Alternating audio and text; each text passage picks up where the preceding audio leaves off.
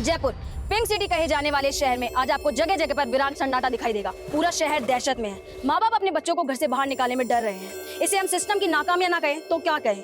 आखिर कब खत्म होगा ये खौफ का आतंक? आखिर कब खत्म होगी ये दहशत?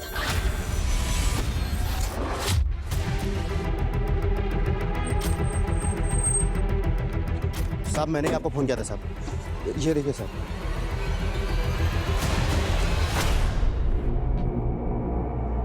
सर लड़की की उम्र 12-13 साल लग रही है, कपड़े फटे हुए हैं, शायद रेप अटेम्प्ट हुआ। इस बच्ची के चेहरे को बुरी तरह से बिगाड़ा गया है ताकि इसकी पहचान ना हो। शायद कपड़ों से पहचान हो पाए कौन है। बाकी हमारी टीम आसपास तो पूछताछ कर ही रही है। आसपास चेक करो, शायद कहीं सीसीटीवी लगाओ। सर नमस्कार, मैं आशुतोष राणा क्राइम पेट्रोल सतर के नए अध्याय शातिर क्रिमिनल में आप सभी का स्वागत करता हूं। आज का केस जितना विभत्स है उतना ही अकल्पनीय भी है। जिस तरह की निष्ठापूर्ण घटनाएं इस केस में घटी थी उसे देखकर आपको लगेगा कि मानो ये कोई फिल्म की कहानी थी, लेकिन अफसोस कुछ भी काल्पनिक नहीं था। ये सभी घटनाएं वास्तव में घटी थी। इस अपराध में निर्दयता और अमानवीयता अपने चरम पर थी। यह जुर्म जितना निंदनीय था उतना ही विध्वंसक भी था। यह केस बताता है कि जब किसी दिमाग में विकृति घर कर लेती है तो एक विकृत दिमाग किस हद तक तबाही मचा देता है। खाला, आपने मुझे प्रॉमिस करा था कि आप मुझे मोबाइल दोगे गेम खेलने के लिए। बोलो ना खाला।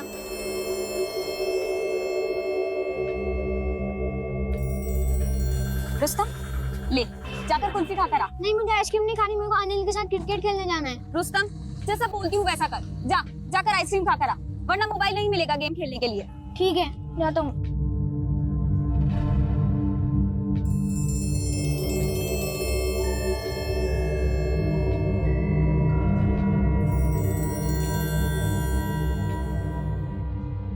भैया वो मशीन चाहिए थी। कौन सी मशीन? प्रेगनेंसी टेस्ट वाली। Test machine.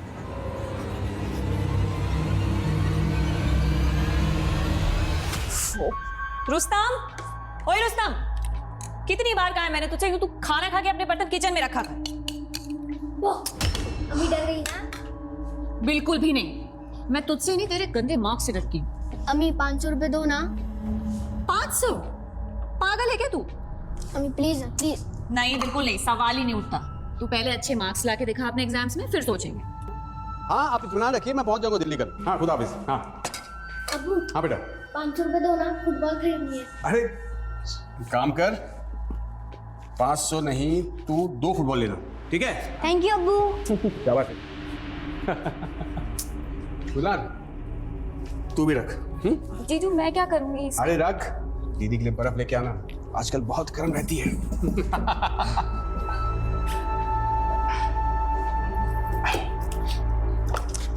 तो नुमान, तुम बच्चों को पैसे नहीं वक्त दिया करो। और तुम मुझे वक्त दिया करो, जब देखो नसीहत देती रहती हो। अरे वक्त देने के तुम हो ना बच्चों के लिए। हाजी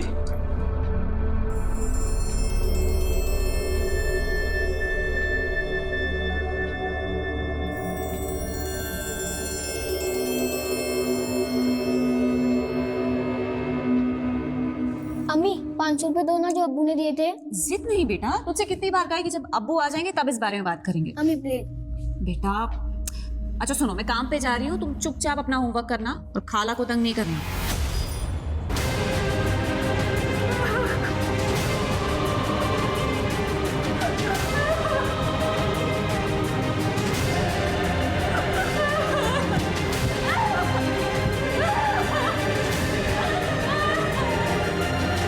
वैसे तुम्हारी खाला है किधर? गुलनार? हाँ अभी किधर है? मैं बाथरूम में हूँ। मैं काम पर जा रही हूँ, तुम ध्यान रखना। हाँ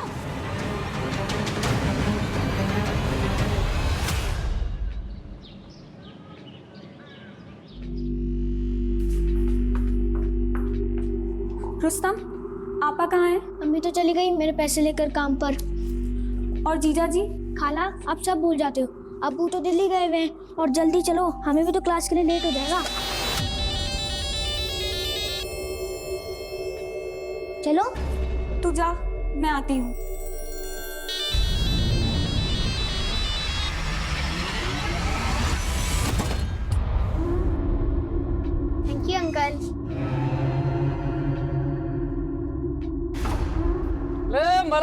पिस्ता वाली चॉकलेट वाली कुल्फी ले कुल्फी।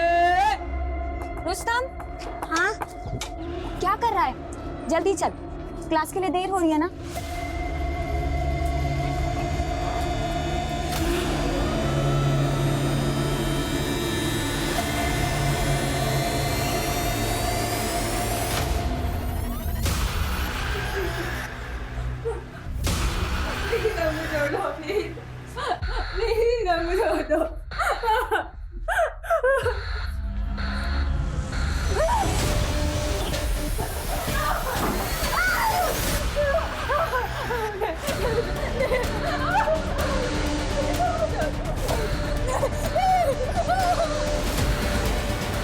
खाना, उनका खाना कहाँ है?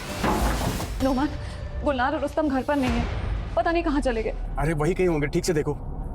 अनीता से पूछा तुमने? सबसे पूछा, पूरे मोहल्ले में ढूंढा पर कहीं नहीं मिले, और गुलनार का तो फोन भी स्विच ऑफ आ रहा है। आमना टेंशन मत लो, देखो मैं रास्ते में हूँ, अभी आ रहा हूँ, ठीक है? अच्छा एक काम करो, तुम रुस्तम के दोस्तों से बात करो, शायद उन्हें पता होगा। हाँ ठीक है।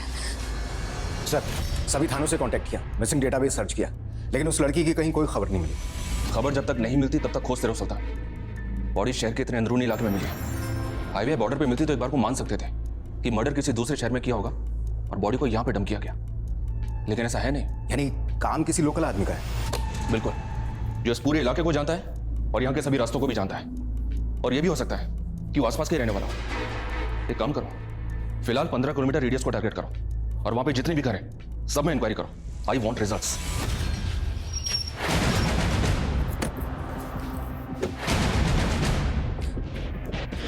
नोमान, नोमान, मिले बच्चे दोनों? नहीं मिले, सब जगह पूछ लिया, सब जगह देखा, कहीं नहीं मिले मुझे। अब जल्दी चलिए, पुलिस स्टेशन चल के पूछते हैं। एक मिनट, आमना, कल तुम्हारी नाइट ड्यूटी थी ना? हाँ? ये बात तुमने मुझे पहले क्यों नहीं बताई? बच्चों को घर पर अकेला क्यों छोड़ा तुमने? अरे आप ही ने तो कहा था कि आप दिल्ली से शाम तक आ जाएंगे घर वापस। अब नहीं आए, मेरा काम था, मैं निकल गई, मैं क्या करती? अरे मुझे भी तो काम था, इसलिए मैं आ नहीं पाया ना। इससे बदले थोड़ी। अच्छा छोड़ो, गुलनार रुस्तम को मोहल्ले में ढूंढते, चलो। एक सेकंड, मोहल्ले में सबसे पूछा है, कहीं नहीं मिले मुझे। हमें पुलिस स्टेशन जाना पड़ेगा। अच्छा ठीक है, चलो पुलिस थाने चलते, आ जाओ। सर, रुस्तम और गुलनार एक साथ स्कूल जाते हैं, फिर कोचिंग क्लास और उसके बाद घर आते हैं। आप थोड़ा इत्मीनान से बताइए, कल आप दोनों बच्चे घर पे थे और आप 3 दिन से दिल्ली में थे। जी सर। आप कल रात घर पे नहीं थी? सर एक्चुअली मेरे ऑफिस में एक लड़की नहीं आई थी, तो मेरी ड्यूटी थोड़ी एक्सटेंड हो गई थी, तो घर नहीं आ पाई। लेकिन इन्होंने कहा था कि ये शाम तक आ जाएंगे, पर ये सर मैं काम में थोड़ा मसरूफ था। कोई बात नहीं। अच्छा, ये दोनों बच्चे कौन से कोचिंग क्लास में जाते हैं? ER बिनी क्लास। लड़की की उम्र 12-13 साल रही होगी। रेप हुआ है लड़की के साथ। पूरी बॉडी पर बाइट मार्क्स हैं और 4 हड्डियां भी फ्रैक्चर हैं। डेथ कब हुई होगी? मैं दावे से तो नहीं कह सकता, पर बॉडी मिलने के कम से कम 24 घंटे पहले लड़की की डेथ हो चुकी थी। पूरी बॉडी में ब्लड जम गया था। आई थिंक मारने के बाद बॉडी को किसी ठंडी जगह पर रखा गया था। और डेथ की वजह भी न्यूरोलॉजिकल शॉक है। शायद पेन बर्दाश्त नहीं कर पाई होगी लड़की। सर को उसके बाद कुछ लगे? जी। अगर ये कोई पेशेवर कातिल है तो NCRB के डेटाबेस में इसका रिकॉर्ड मिल सकता है। एक काम करो, इस लड़की की बॉडी पे जो बाइट मार्क्स हैं वो बाइट मार्क डेटाबेस में मैच करके देखते हैं, शायद कुछ मिल जाए। मलाई वाले, बादाम वाले, कुल्फी ले कुल्फी, आइसक्रीम।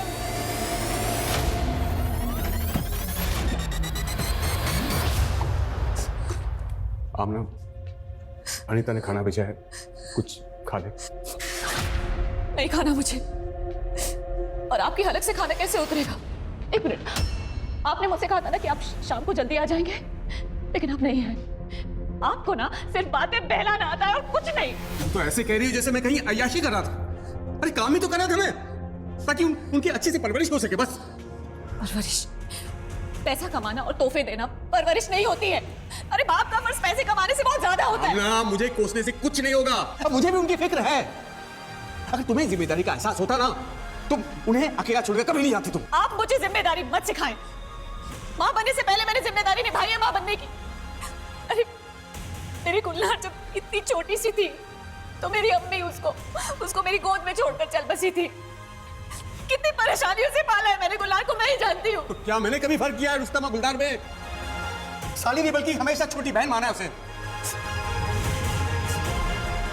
देखो, हम दोनों को एक दूसरे से बहुत शिकायतें हैं, लेकिन ये वक्त नहीं है लड़ने का। इस वक्त हमें एक दूसरे का साथ देना होगा, बस। तुम समझ रही हो ना मैं क्या कह रहा हूँ? आपको एक दूसरे का साथ देना होगा। सर, पूरा डेटाबेस सर्च किया, लेकिन बाइट मार्क्स किसी भी हिस्ट्री शीटर से मैच नहीं हुए। इतने दिन हो गए लेकिन विक्टिम की अभी तक हमें कोई इन्फॉर्मेशन नहीं मिली है। सर, कातिल बहुत चालाक है। उसने पूरा ध्यान रखा है कि लड़की की पहचान ना होने पाए। ये देखो, इस जीन्स पे जो टैग लगा हुआ है वो किसी महंगे ब्रांड का लगता है। राइट सर, मैं आसपास की दुकानों में जो इस ब्रांड की जीन्स रखते हैं पूछताछ करता हूँ।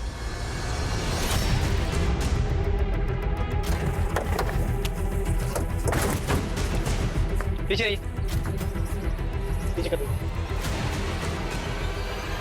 पलटो।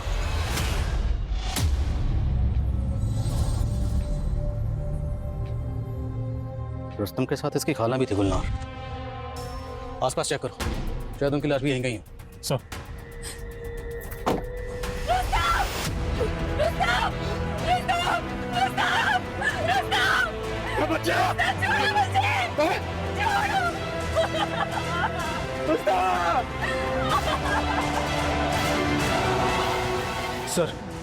सर पूरे एरिया को अच्छे से छान मारा, लड़की की लाश नहीं मिली। तो मतलब या तो गुलनार जिंदा है या फिर उसे मारकर उसकी लाश को कहीं और डंप किया गया। सर ये भी तो हो सकता है कि रुस्तम की मौत की वजह ही गुलनार हो। सर हो सकता है कि गुलनार किसी के बहकावे में आ गई हो, घर से भागने की कोशिश कर रही हो और रुस्तम ने देख लिया होगा। वर्मा क्या बात कर रहे? गुलनार महज 13 साल की है। सर आजकल के बच्चे भी कुछ ज़्यादा ही जल्दी बड़े हो जाते हैं। ठीक है, गुलनार के बारे में मोहल्ले के लोगों से बात करो और रुस्तम के दोस्त और कोचिंग टीचर से ही बात करो। ये जगह रुस्तम के घर से तकरीबन 15 किलोमीटर दूर है। इतनी दूर ये यहाँ कैसे आया होगा? सर हो सकता है रुस्तम को मारने के बाद में कातिल ने इसे यहाँ लाकर छोड़ दिया होगा ताकि शिनाख्त ना हो सके। यहाँ आने जाने वाले रास्तों पर जितने भी सीसीटीवी हैं सबकी फुटेज खंगालो और चेक करो क्या कोई सस्पिशियस गाड़ी मिलती है या कोई ऐसा शख्स जिसके हाथ में इस तरह की बोरी। सर,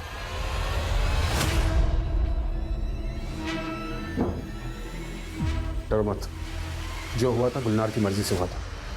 तुम्हारा नाम नहीं आएगा इसमें। अब दोबारा मुझे फ़ोन करने की कोशिश मत करना, ठीक है? रुस्तम की पोस्टमार्टम रिपोर्ट के मुताबिक रुस्तम का पहले रेप हुआ, खाना, अंकल खाना कहाँ है? फिर उसका गला काटा गया और रुस्तम की मौत ज़्यादा खून बहने की वजह से हुई। सर कोई एक बच्चे को इतनी बुरी तरह से टॉर्चर कैसे कर सकता है? किसी बीमार दिमाग का काम है ये। जो कोई भी है ना, उसे हमें जल्द से जल्द ढूंढना होगा। जी सर। गुलनार के कॉल कर। सर कॉल रिकॉर्ड्स आ गए लेकिन उनमें कुछ भी खास नहीं मिला। सर गुलनार की अधिकतर बातें उसके दोस्तों से या परिवार से होती थी, लेकिन हाँ सर, गुलनार का फ़ोन 10 अगस्त को बंद हुआ था। 10 अगस्त, और उसकी मिसिंग रिपोर्ट लिखवाई गई 11 अगस्त को, और रुस्तम की बॉडी हमें मिली 12 अगस्त को। जी सर। सर इस एरिया के सारे हिस्ट्री शीटर को उठाकर तोड़ना शुरू करता हूँ, हो सकता है कोई को चुगल दे। तोड़ो, एक एक को तोड़ो, खासकर उन हिस्ट्री शीटर्स को जो कभी भी चाइल्ड मोलेस्टेशन में मुब्तला रहे हैं। मिस्टर, हम कातिल बाहर ढूंढ रहे हैं, कहीं ऐसा तो नहीं कातिल कोई अंदर का ही है? लेकिन सर आमना और नोमान के बीच में हमें ऐसा कुछ भी नजर नहीं आ रहा। 5 साल पहले यूपी से आकर जयपुर में बस गए थे, बिजनेस भी अच्छा चल रहा था और फैमिली में भी कोई डिस्प्यूट नहीं है। मिश्रा, घर की 4 दीवारी के अंदर फैमिली में क्या चल रहा होता है, कभी कभी ये बाहर आने में देर हो जाती है, बहुत देर। और जहाँ तक गुलनार का सवाल है, सबका यही कहना है कि भली 13 साल की थी लेकिन बहुत समझदार थी। अगर इतनी समझदार थी तो वो कहीं भी अकेले क्यों जाएगी? कोई तो वजह रही होगी। गुलनार की बहन आमना और नुमान दोनों की डिटेल्स निकलो। कहीं तुमने तो मेरी बहन के साथ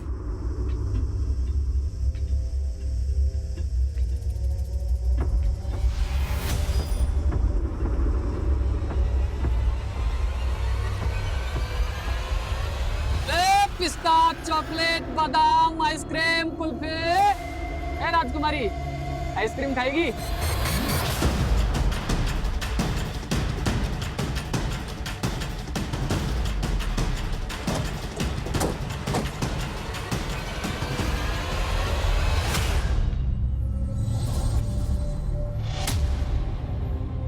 सर ये तो गुलनार है।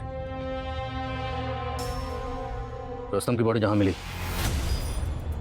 वहाँ से ये जगह तकरीबन 6 किलोमीटर दूर है। इस 6 किलोमीटर के रेडियस में जितने भी सीसीटीवी हैं सबकी फुटेज निकालो, 11 से 13 तारीख के बीच की। जी सर। और सर गुलनार के जीजा नुमान को भी इन्फॉर्म कर देता हूँ। इसकी बहन को भी कॉल करो।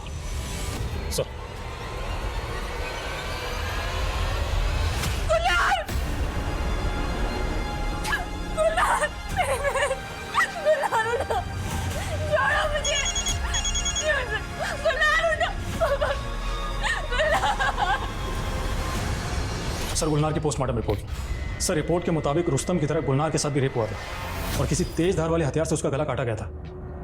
मगर सर गुलनार की बॉडी को फ्रिज में जमाया गया था डंप करने से पहले। गुलनार की मौत कब हुई थी? सर बॉडी मिलने से करीब 24 घंटे पहले, यानी 14 तारीख को। मतलब रुस्तम की मौत के 3 दिन बाद गुलनार को मारा गया? जी सर। और सर एक चौंकाने वाली बात सामने आई है, हाल ही में गुलनार का अबॉर्शन हुआ था। गुलनार का अबॉर्शन? महज 13 साल की बच्ची का अबॉर्शन? जी सर। और सर डॉक्टर का कहना है कि गुलनार के प्राइवेट पार्ट पर काफ़ी जख्म थे, जिसे देखकर लगता है कि काफ़ी लंबे समय से उसको सेक्सुअली एक्सप्लॉइट किया जा रहा था। अच्छा, महज 13 साल की बच्ची का अबॉर्शन हुआ, उसे सेक्सुअली एक्सप्लॉइट किया जा रहा था और उसे इतनी बेरहमी से मारा गया। ये घिनौनी हरकत कौन कर सकता है? उसकी बहन और जीजा से बात करनी होगी, शायद इन दोनों को कुछ पता हो। और इन दोनों के कॉल रिकॉर्ड्स में निकलो और चेक करो कि इन दोनों के कॉल रिकॉर्ड्स में किसी क्लिनिक का नंबर मिलता है। सर।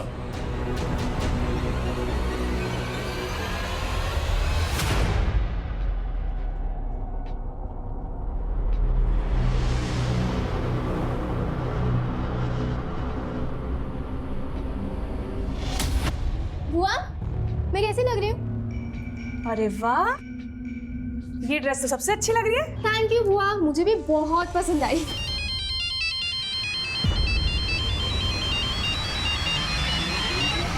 सर आमना और नोमान के कॉल रिकॉर्ड्स क्लीन है, लेकिन उनके घर में एक लैंडलाइन है और उसे रिदम नर्सिंग होम में करीब 3 बार कॉल किए गए थे। रिदम नर्सिंग होम, नाम सुना सुना लग रहा है। ये रिदम नर्सिंग होम तो वही है ना जो इलीगल अबॉर्शन के चलते सील हुआ था? जी सर। और सर पड़ोसियों से पूछताछ करने पर मालूम चला है कि आमना अक्सर वहाँ जाया करती है। गुलनार महज 13 साल की थी, इतनी छोटी बच्ची का अबॉर्शन। और इतनी छोटी बच्ची अबॉर्शन के लिए उस क्लिनिक में अकेली तो नहीं गई होगी, कोई ना कोई तो उसे ज़रूर लेकर गया होगा।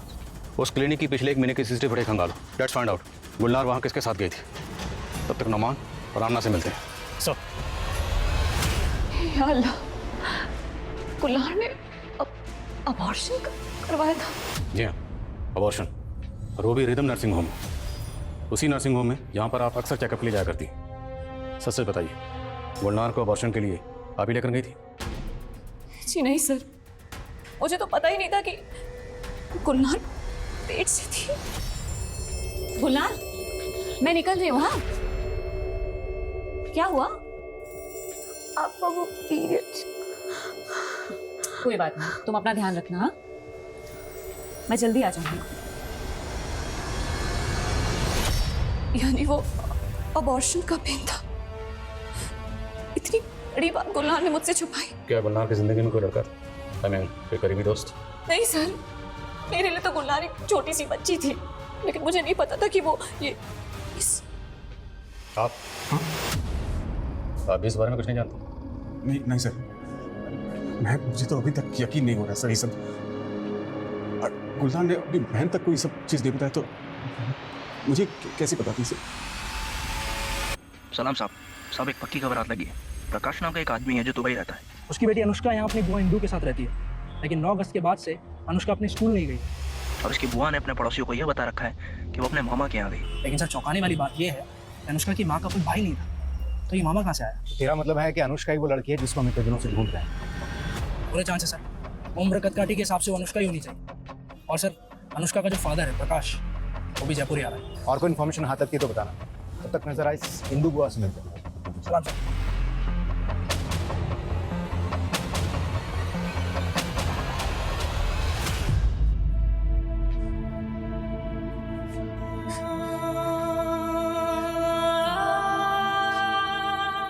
आमना, देखो मेरी बात सुनो।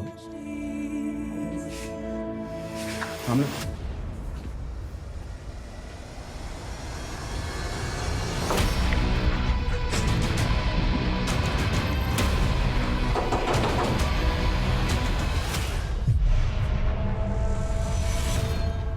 रुस्तम और गुलनार के साथ जो हुआ उसके लिए सच बताना विजय, जिस दिन रुस्तम और गुलनार गायब हुए थे उस दिन तुमने अपने काम से छुट्टी ली थी ना? हाँ। क्यों, कहाँ थे तुम? सर अनुष्का की बुआ इंदू के घर पर ताला लगा हुआ है, लगता है फरार हो गई। खबरियों को अपने काम पे लगा दिया। सर खबरें जुगनू आया है। सब ताज़ा खबर यह है कि इंदू एक बहुत खतरनाक औरत है कुछ साल पहले तक वो एक अनाथ आश्रम में सुपरवाइजर थी, लेकिन वहाँ 2 लड़कियों ने खुदकुशी कर ली थी और आरोप था इंदु पर कि वो छोटी बच्चियों से धंधा करवाती थी। इसका बहुत बड़ा बवाल हुआ और इसी बवाल के बाद उसे नौकरी से भी निकाल दिया गया और उसके पति ने भी उसे छोड़ दिया। ठीक है जुगनू, अभी तो निकल। सुल्तान, इस सिंधु का पता करो जल्द से जल्द। सर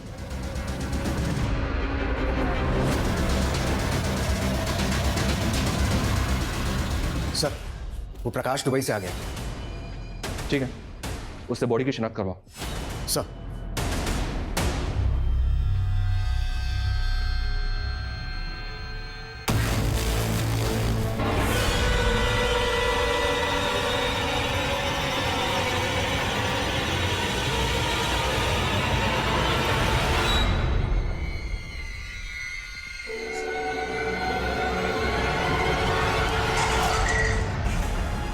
ये क्या करी थी तुम? आप क्या करी थी तुम? जहर पीने वाली थी तुम? मैं जीना नहीं चाहती और जाना चाहती हूँ। ये अकेला घर मुझे काटने को दौड़ता है। रोज मर रही हूँ मैं, एक बार जाना दो। देखो ऐसा मत करो आमना। कभी सोचा मेरा क्या होगा? हाँ? मैं कैसे काटूंगा ऐसे अकेले पड़ की जिंदगी? तो आप भी चलिए ना, हम सब साथ में रहेंगे खुशी खुशी और एक दूसरे के लिए बहुत समय होगा देने के लिए। बस बस। सर, ये आमना और नुमान की जोड़ी तो बड़ी उलझी हुई है। क्या पता चला इनके बारे में? सर, ये आमना नुमान की दूसरी बीवी है और रुस्तम आमना का बेटा नहीं बल्कि नुमान की पहली बीवी का बेटा है। तो मतलब रुस्तम आमना का सगा बेटा नहीं था? नहीं सर, और सर पता चला है कि आमना का अपने पड़ोसी विजय के साथ में अफेयर चल रहा है। और सर, ये नुमान भी कोई दूध का धुला हुआ नहीं है। गुलनार और रुस्तम के गायब होने के 2 दिन पहले ये नुमान गुलनार को अपनी गाड़ी में बैठाकर कहीं लेकर गया था। और इस नुमान ने हमें बताया था कि वो 3 दिन से दिल्ली में था और उसकी बीवी का यहाँ अफेयर चला था अपने पड़ोसी से। इन दोनों ने हमें झूठ के झूले बहुत झुला ली। अब इन्हें सच के घूंट हम पिलाएंगे। उठाओ दोनों ये बीवी को। सर,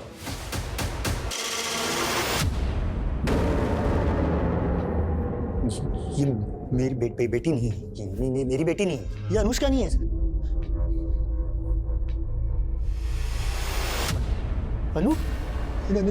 अनुष्का, अनुष्का, ये मेरी बेटी है सर। ये मेरी बेटी है अनुष्का। अनुष्का की माँ मैं 3 साल पहले छोड़कर चली गई थी। फिर मैंने अकेले नहीं उसे पाला। मुझे दुबई जाने का मौका मिला तो मैं अपनी बहन इंदु के पास उसे छोड़ दी। लेकिन मुझे क्या पता था कि मेरी बच्ची के साथ ऐसा होगा। प्रकाश जी, आपका दुख हम समझ सकते हैं, पर आपको कोई अंदाजा है ये आपकी बहन कहाँ जा सकती है? नहीं पता सर, मुझे कुछ पता नहीं। गुलनार का अबॉर्शन किसने करवाया था हमें पता चल चुका। क्यों जीजा जी, आप खुद बताएंगे या पहले आपको थोड़ी बिरयानी खिलवाऊं?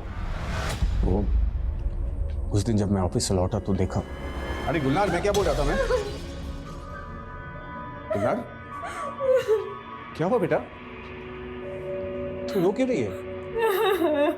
देख, भाई मानती है ना मुझे तू? हाँ?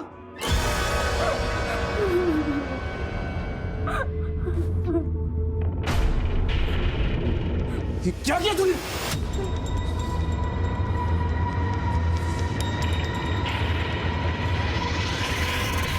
कौन है वो? कौन है बता? पापा को मत बताना, वरना वो अपनी जान ले लेगी। आप मेरी मदद करोगे ना जीजू? मैं एक डॉक्टर को जानता था। मैंने ही रिदम नर्सिंग होम में गुलनार का एबॉर्शन करवाया। बच्चा किसका था? बोलो ना मन। आमना, मैंने गुलनार से बहुत पूछा लेकिन वो अपनी जिद पे अड़ी थी। कुछ नहीं बताया मुझे नाम बता। मैं उसका नाम नहीं बता सकती और अगर अगली बार आपने मुझे उसका नाम पूछा तो मैं अपनी जान दे दूंगी। क्या करता मैं? डॉक्टर ने मना किया था गुलनार पे दबाव डालने से। गुलनार मेरी छोटी बहन, अरे बच्ची जैसा पाला था उसे, उसने मुझसे इतनी बड़ी बात छिपाई। गुलनार को दोष मत दो, दोष तुम्हारा है। तुम्हारी हरकतों की वजह से वो तुम पर कभी भरोसा कर ही नहीं पाई। मतलब ये कि उसे पता था तुम मेरे पीठ पीछे क्या कर रही हो। कहना क्या चाह रहे हो? यही कि गुलनार को तुम्हारे और विजय के बारे में सब कुछ पता था। सर, आमना एक अच्छी माँ है, इसलिए अपने बच्चे के फ्यूचर के लिए मैं सब कुछ चुपचाप सहता रहा। आमना जी, देखिए, आपके घरेलू मसले में या आपकी निजी जिंदगी में दखल देने का या कोई सवाल पूछने का हमारा कोई हक नहीं। पर हमारा पूरा शक विजय पर है, क्योंकि विजय पर पहले भी एक लड़की को मोलेस्ट करने के चार्जेस लग चुके हैं। तो इसलिए साफ साफ बताइए, क्या विजय का आपके घर पर आना जाना था? क्या वो गुलनार से मिलता जुलता था?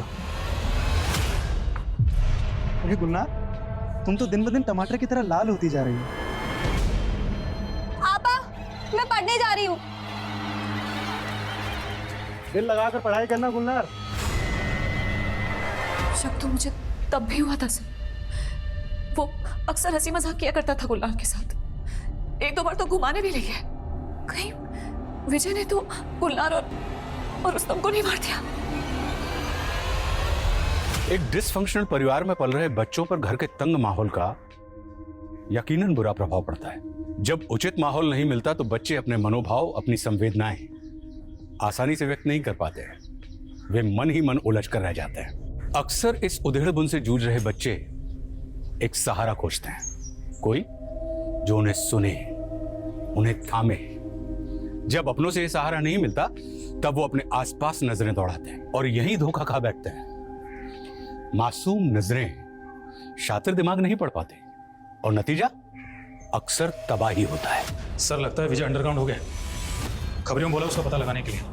और सर, ये भी पता चला है कि गुलनार जिस कोचिंग क्लास में जाती थी वहाँ का टीचर विनय भी कुछ दिनों से गायब है और पड़ोसियों को भी इसके बारे में कुछ पता नहीं है।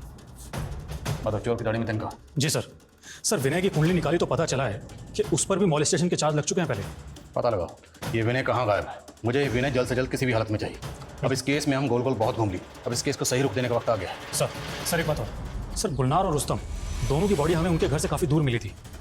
सवाल यह है क्या बच्चे अपनी मर्जी से वहाँ पर गए थे? क्योंकि ज़बरदस्ती हुई होती तो किसी का तो ध्यान जाता। हो सकता है किसी का ध्यान गया हो और वो सामने ना आया हो। एक काम करो, दोनों बच्चों की तस्वीरें लोकल न्यूज़पेपर में दो। लेट्स सी क्या सामने आता है। सर। अरे मेरी राजकुमारी, बता आज कौन सी आइसक्रीम चाहिए? पिस्ता, वनीला, चॉकलेट? चल जा, तेरे लिए स्पेशल है और वो भी बिल्कुल मुफ्त। ये आइसक्रीम वाले सुनो, रुक।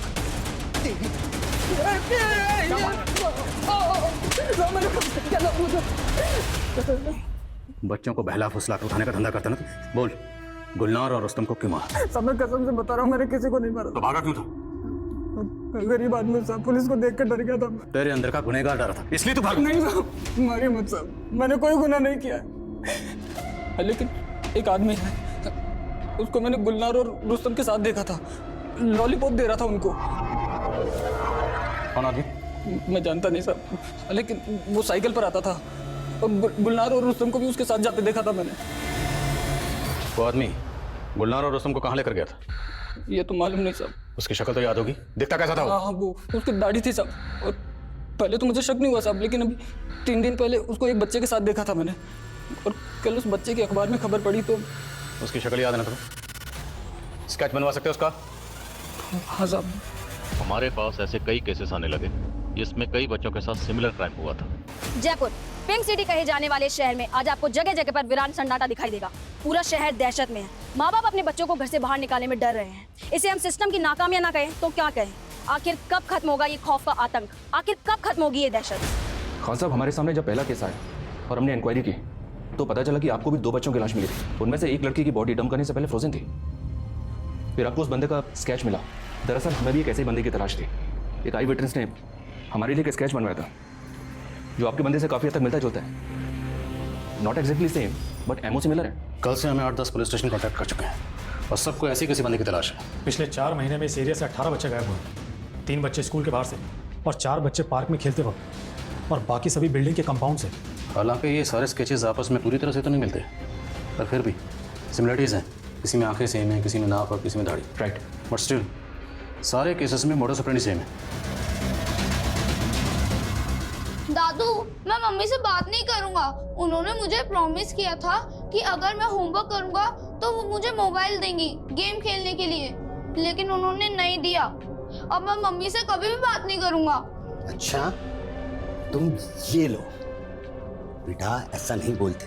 तुम कितने किस्मत वाले हो जो तुम्हारी मम्मी जो तुम्हारा इतना ख्याल रखती है। मेरा तो कोई ख्याल रखने वाला ही नहीं था।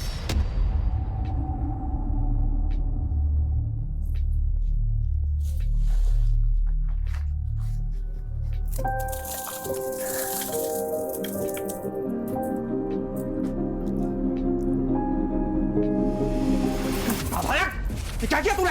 हाँ, सारे कपड़े गंदे कर दिए। अब क्या तेरी मरी हुई माँ आएगी कपड़े धोने के लिए? अभी खुद तो मर गई और तुझे छोड़ गई मुझे रोने के लिए। चल कपड़े धो। बेटा इसीलिए कहता हूँ मम्मी से कितना भी झगड़ा कर लो लेकिन मम्मी से दूर मत जाना। दादू ये चोट कैसे लगी? अरे छोड़ ना, ऐसी बहुत सी चोटें खाई है। तेरे नाना की मार से तंग आकर मैं घर छोड़कर भाग गया था और पटाखे की फैक्ट्री में काम करने लगा था। आपको पटाखे बनाने आते हैं?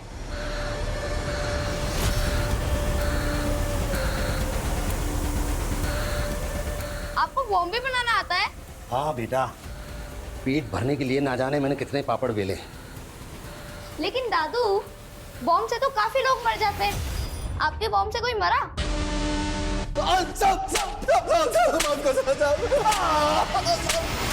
अरे नहीं बेटा, मेरे बॉम्ब से कोई नहीं मरा।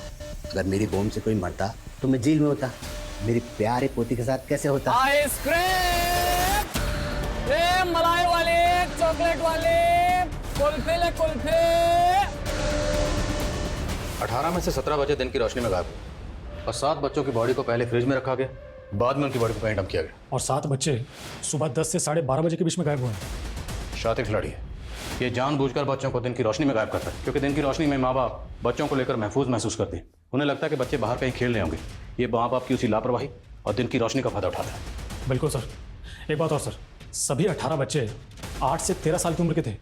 एग्जैक्टली, इसका एक पैटर्न तो समझ में आ रहा है और ये अपने टारगेट को किस तरह से डिसाइड करता है ये भी समझ में आ रहा है। अब इससे पहले ये किसी और बच्चे को अपना टारगेट बनाए, हमें इसे पकड़ना होगा। सर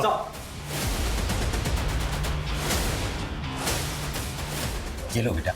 नहीं, मम्मी ने मना किया है। बहुत समझदार बच्चा है और किस्मत वाला भी। सर एनसीआरबी के डाटाबेस में दिलकुश सिंह नाम के आदमी का प्रोफाइल मिला है। सर ये दिलकुश 4 साल पहले एक रेप केस में अरेस्ट हुआ था और रिकॉर्ड के मुताबिक अभी भी जेल में है। पर इसका हमारे कैसे क्या ताल्लुक? सर डेंटल रिकॉर्ड के मुताबिक अनुष्का की बॉडी पर मिले बाइट मार्क्स मैच हो रहे हैं। पर अभी तो तुमने कहा कि 4 साल से जेल में बंद है। हाँ सर। फिर ये कैसे मुमकिन है?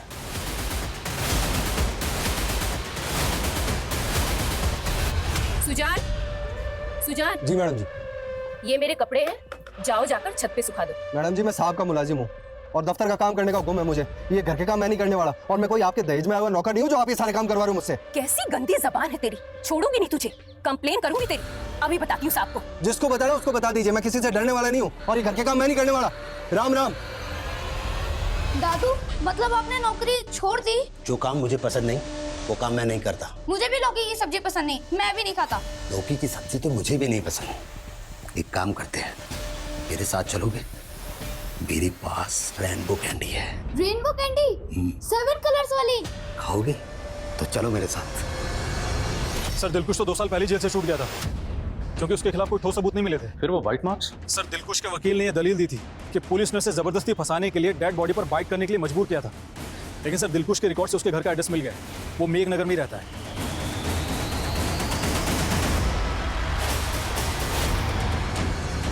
जी साहब, दिलखुश पहले यही रहता था अपनी पत्नी के साथ। दोनों पति पत्नी विपक्ष के जैसे झगड़ते थे।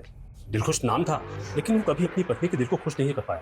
मजबूर होकर पत्नी ने उसे घर से निकाला और गांव लौट गई और ये मकान मुझे बेच दिया। कब की बात है? ये कोई 10 साल हो गए सर। सब दिलखुश आदमी ठीक नहीं था, सबसे ही झगड़ता था वो। उसे एक बार फिर से जेल हुई जब वो अपने आर्मी ऑफिसर के यहाँ गार्ड था। उसने अपने सीनियर ऑफिसर को मारने की कोशिश की। उस पागल ने अपने ऑफिसर और उसकी बीवी को बम दे मारा। निशा, हमारे पास कुछ स्केचेस हैं, आप इन स्केचेस को गौर से देखिए और याद करिए, क्या दिलखुश की शक्ल इनमें से किसी से मिलती? हाँ कुछ कुछ ऐसा ही था और आंखें तो बिल्कुल ऐसी ही है।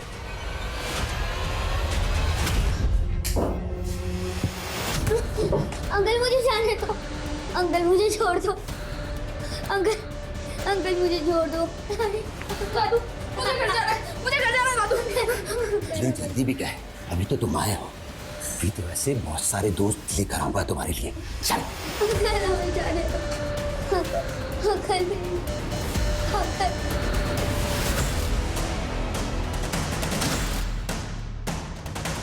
रुक। हाँ क्या हुआ साहब? सवाल बाद में करना। क्या इसमें? कुछ नहीं है साहब।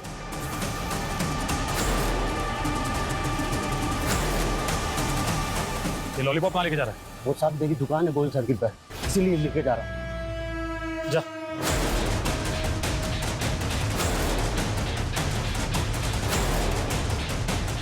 हेलो, कोई चौक की शॉप? अच्छा सब मैंने पता किया, कोई चौक पे तो कोई दुकान ही नहीं है। पकड़ो उसे, चलो पकड़ो।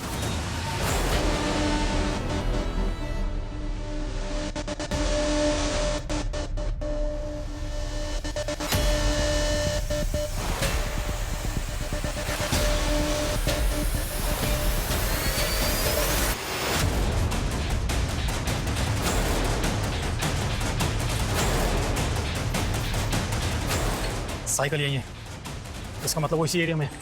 प्रेम, इन दोनों को अपने साथ में लेके जाओ और चेक करो। वर्मा, सुनो बेटा, जी अंकल। तुम्हारे लिए चॉकलेट।